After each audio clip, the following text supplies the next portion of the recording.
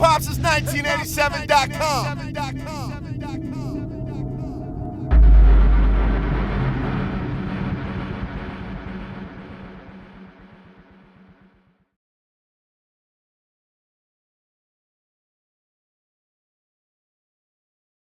Kobe Bryant.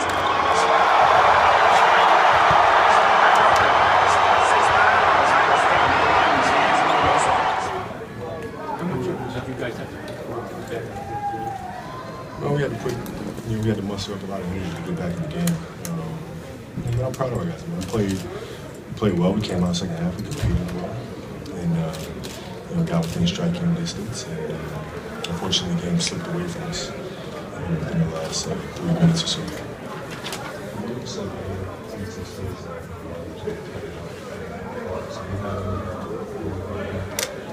Yeah, a little bit. I mean, it just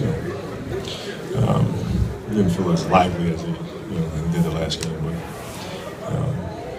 we have a couple days here. Hopefully, we'll get better in Detroit. Kobe, when did you first give the thought of retirement? 2 years ago, and then being definitive about it. A couple weeks ago, whatever it was, 2.5 weeks ago. Kobe, you had a couple of good threes in the game. Does that kind of stuff still inspire you as a player, or now that you know you're retiring, does it mean as much anymore? No, I mean it's always fun. It always means a lot to get a couple to go down, get the crowd into it, and get the momentum going and stuff like that. It still feels good. Kobe, two-part question. One, I saw you kind of checking out this video. What was it like, Dominique saying welcome, seeing you in the hall, and then what has Atlanta meant to you? Every player has one of their favorite stops. Seems like this is one of yours. Yeah, I mean, I've always loved to play here. I mean, there's always so much energy in the building, and Nick has always been one of my favorite players. Growing up, and I had a chance to catch up with him a little bit before the game, and so many great players that played here, and the video tribute that they did, and even the Black Mamba at the zoo. Man, I mean, that stuff is it's pretty darn cool. And Kobe, speaking of your retirement, there's so many things from your legacy that we could work on. There's that 81-point game, your 5 championships, thousands upon thousands of career points. What is it about yourself that you're most proud of that sticks out most to you? I would say just sticking with it. There's a lot of tough times. You know what I mean? There's a lot of self-doubt, and a lot of criticism, and a lot of moments where you feel discouraged and stuff like that. And being able to just keep your head down and continue to work and continue to stay with it, continue to believe and continue to push. I think that's personally that's always been the most important thing for me. Kobe, Derek Fisher, Jason Kidd, all when they retired, going straight to coaching. Nope. I see you more as a GM, straight to GM. Nope. Neither, not coaching GM? Nope. If I'm involved in basketball, and from a league perspective, it would be from an ownership perspective, if at all. I'm not dealing with any of that day-to-day stuff. It's not happening. Have you thought more about what you do after retirement? Of course, I have a pretty good plan that I feel very solid about, very passionate about, and when the time comes, I'll be able to focus on that 110%. Any memorable moments looking back in Atlanta that stick out to you? Yeah, it was when I first came in the league. It was fun playing against Smitty and Dikembe and those guys, and Blaylock. I enjoyed those moments, and trying to go to the rim and trying to challenge Mount Mutombo. Those are always fun moments, and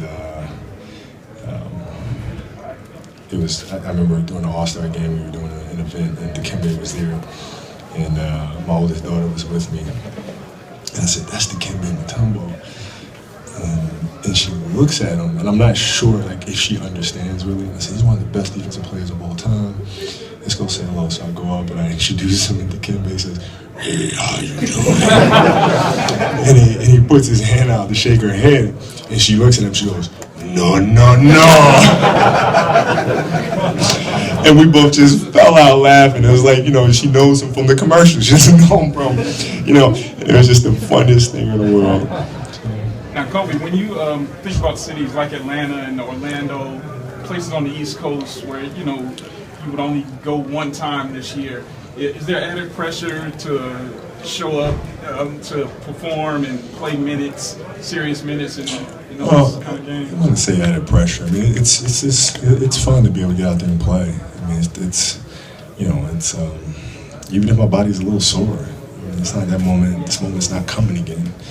Pulling up to the arena and getting ready for the game, it's not going to happen again in this arena, walking down the tunnel and so forth. And, so it's important to try to enjoy these moments as much as possible.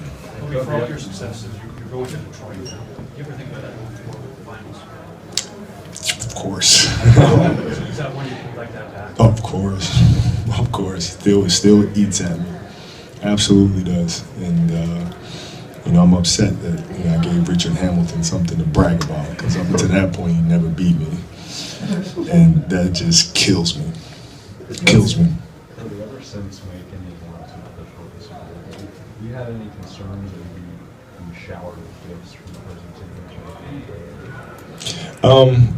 No, I mean, that's a good concern to have. It's a good concern to have. It's always a little awkward for me. I don't really know how to respond much other than just saying thank you and being really appreciative of it, and it's a good concern to have. But you don't want anything like No. No, I like what's been going on with the doing video tributes and the response from the fans and the players as well. To me, that's the most special, and that's more special than any gift.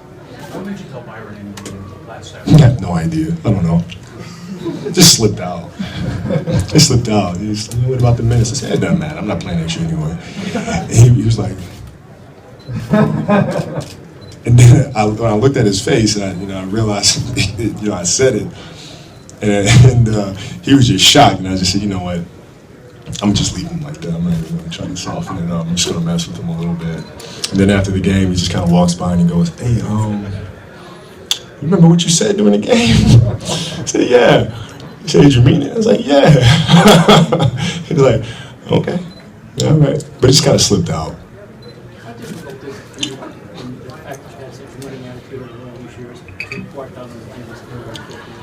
Well, I mean, we just try to learn every game and just try to get better and just try to, teach and play at the same time. And in the process of teaching during the course of the game, hopefully I can make more shots. But really just trying to talk a lot, talk to D'Angelo, talk to Julius, and and JC, and just helping them progress. Cody, recently Sports Nation featured an impersonation of you, Brennan Armstrong. You did the impersonation. You actually commented on, I believe it was Twitter. It was fantastic. Was it spot on? Oh, it was great. I thought it was great. Now, if you could see him do another impersonation of an NBA player or a legend, who would it be and why? Man.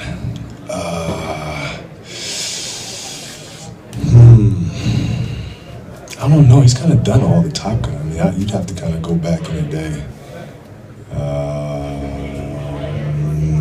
Bob Cousy. So, when you were a young player coming in, you went at Jordan kind of famously. What's it like now, kind of being on the other side of that with the young guys coming at you? Honestly, they really don't right now. It's like, it's when Michael came in the league, he was still, the championship team playing at a really high level. And, right now, where I'm at, I'm like 3 generations removed from these guys, man. So they don't really. It's more like they're not really coming at me like that. It's strange. One thing Coach Bud said was that he didn't really hear much of the cheers of your name. Is that something that you paid attention to? No. I think for Buzz, the important thing for him is to make sure he stays locked in what his team is doing. And, they have an opportunity to make some noise in the playoffs, and had a chance to talk to Darvin a little bit after the game. And, they got 4 days off, and then they got a nice, tough stretch coming up. So it's important for him to stay locked in, and I'm sure he'll keep him locked in. He doesn't play around. I felt amazing. Very thankful. Yeah, when you were in Philly, did you get the opportunity to talk to Doc, kind of the modern architect of area acrobatics? And who started it all? Yeah, I did get a chance to talk to him, and he's known me since I was a baby, literally. And had a chance to catch up with him a little bit, and he just told me congratulations on everything, and he believes the next phase of my life is going to be a beautiful journey, just as the first one was. Kobe, given a choice, which number would you like for the Lakers to retire? Honestly, I mean, I flip a coin. The fact that either one of them were up there with some of the NBA greats means everything to me, so flip a coin. Some people think that you're going to go in the direction of Magic Johnson in terms of, business ventures. Can you give us any indication of which one? We'll business, of course, but it'll be a little different. I mean, a little bit, but we don't have the same personality. Like I can't go around talking and smiling to people all day. Right. It's not, you know what I mean? No. I gotta give you like a short window of it, but then I got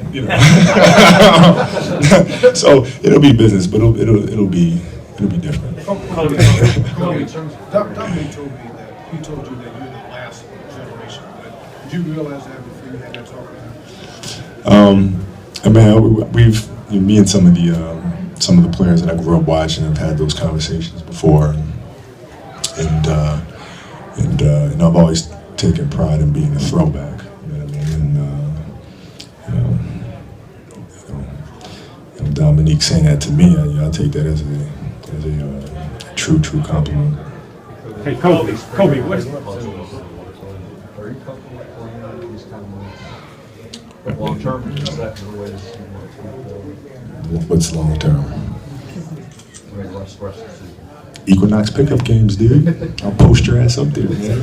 I'm sure you will. For the rest of the season. Doesn't matter.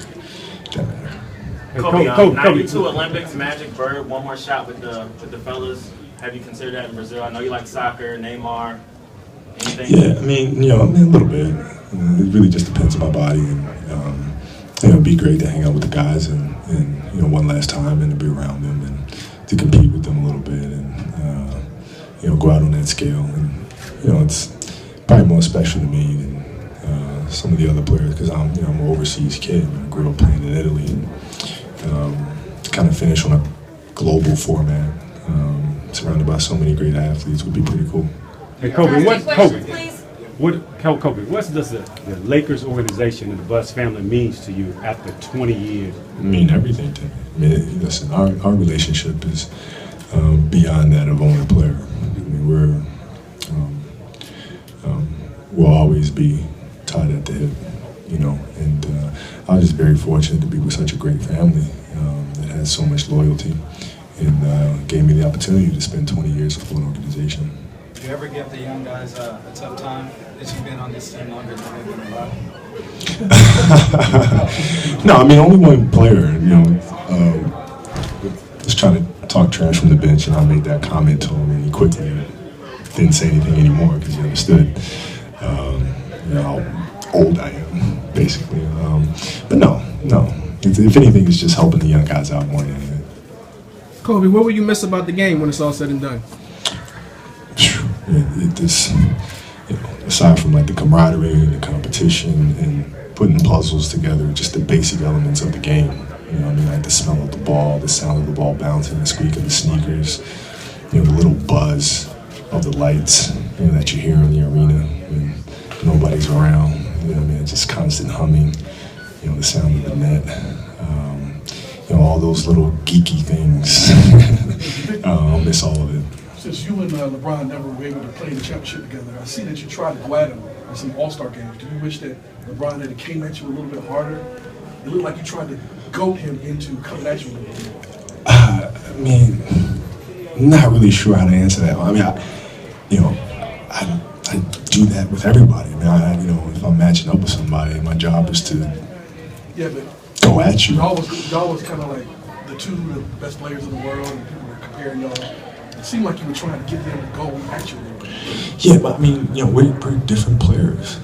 I remember, Michael made this comment years ago when people used to talk about him and Magic playing one-on-one. It's just like, it's not even, you know, this is what we do. I mean, we are one-on-one players, man. LeBron is a different player. So it's not the same thing. Thank you. HipHopsince1987.com.